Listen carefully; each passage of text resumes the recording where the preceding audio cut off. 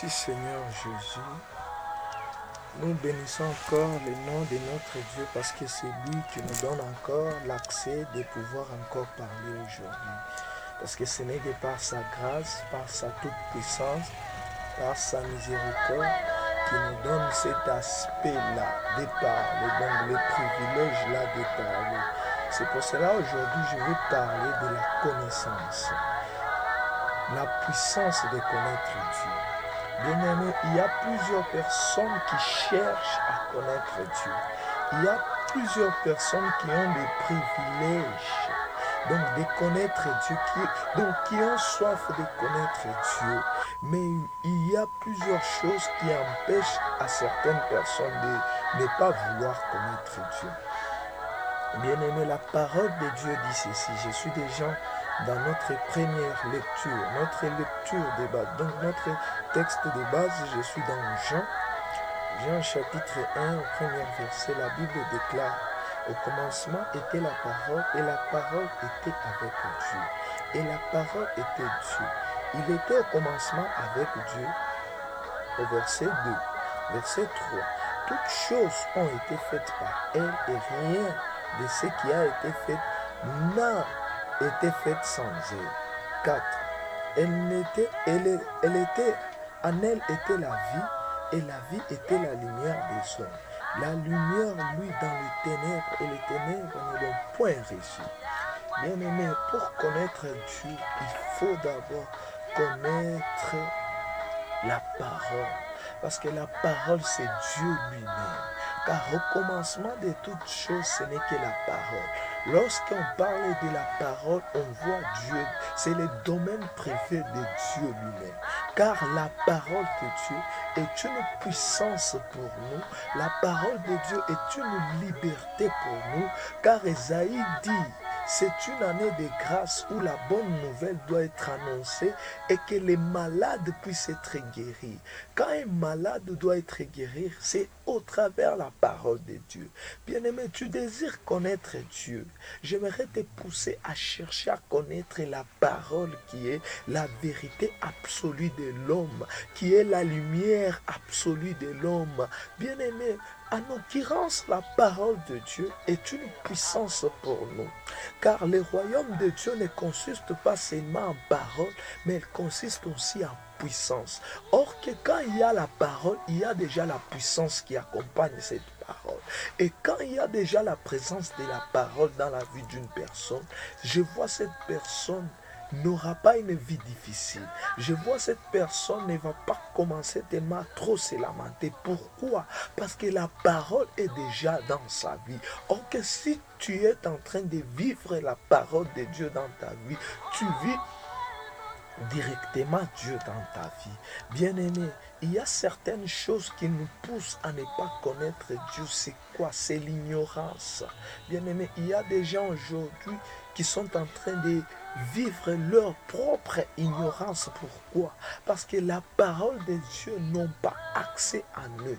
Bien-aimé, il y a des gens qui désirent la prophétie. Je ne refuse pas. Il y a des gens qui désirent les miracles. Il y a des gens qui désirent plusieurs choses. Mais laisse-moi te dire, il n'y a pas personne donc il n'y a pas quelqu'un qui désire simplement voir Dieu à moitié.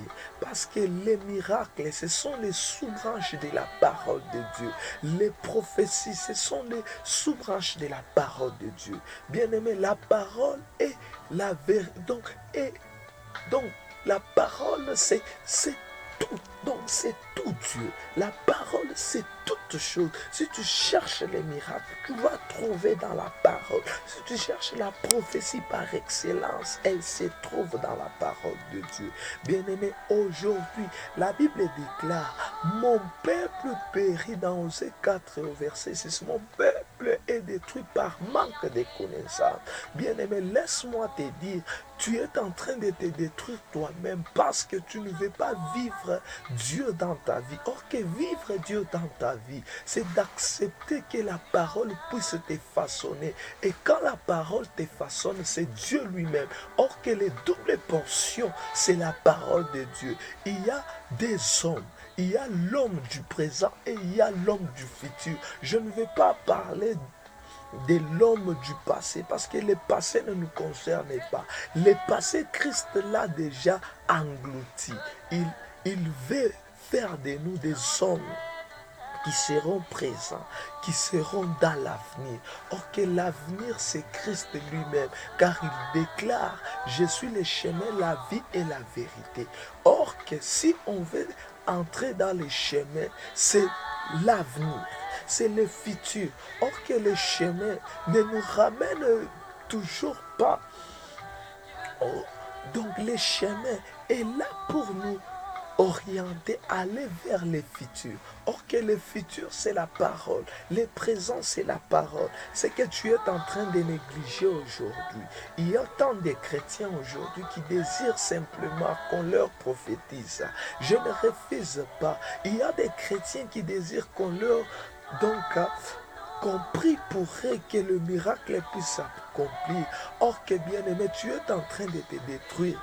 Car Dieu ne veut pas simplement opérer des miracles, ne veut pas simplement te prophétiser, alors que Dieu veut que tu puisses vivre en totalité sa parole qui est lui-même.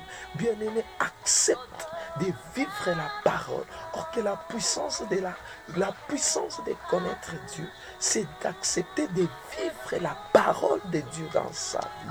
S'il y a des autres qui ignorent la parole de Dieu, laisse-moi te dire, attache-toi à la parole, qui est la véritable volonté absolue qui nous ramène dans les trois chemins. Et ces chemins-là nous permettent d'accéder dans le sacerdoce royal, dans le royaume des sacrificateurs. Bien-aimés, tous les saints du monde sont appelés à se conformer à la parole de Dieu, sont appelés à vivre, à marcher selon la parole de Dieu. Or que la parole de Dieu, quand tu es en train de faire la volonté de la parole, tu es en train d'accomplir déjà les désirs de Dieu. Or que le psaume nous dit, fais l'Éternel tes délices et il te donnera tout ce que ton cœur désire. Or que faire l'Éternel tes délices, c'est d'accomplir sa parole dans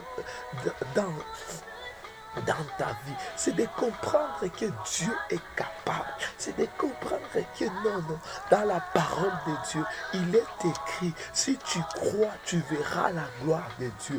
Dans la parole de Dieu, il est écrit, voici les miracles qui accompagneront à ceux qui auront cru à mon nom.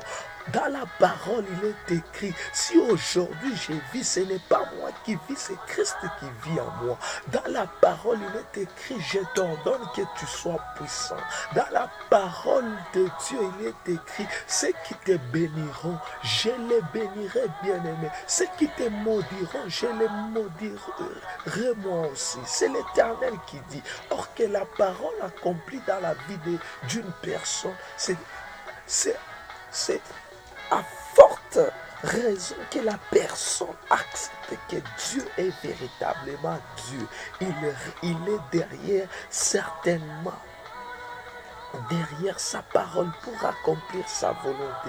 Or que même la Bible elle-même nous dit, attends-la, car elle s'accomplira certainement. Bien-aimé, si aujourd'hui il y a plusieurs personnes qui ont déjà rejeté la connaissance, qui ont déjà rejeté où dois-je trouver Dieu? Dieu se trouve dans sa parole. Il se manifeste dans sa parole, car sa parole est tout Dieu, car sa parole est lui-même Dieu, car sa parole est ton miracle, car sa parole est la vie éternelle, car sa parole est ta délivrance, car ta parole est le salut de ta famille, car sa parole est le salut de ta fille bien-aimée dans le Seigneur, car sa parole est le changement de ce monde qui tend vers la fin, et que Dieu vous bénisse de partout où vous êtes, dans le nom suprême de notre Seigneur Jésus-Christ. Amen.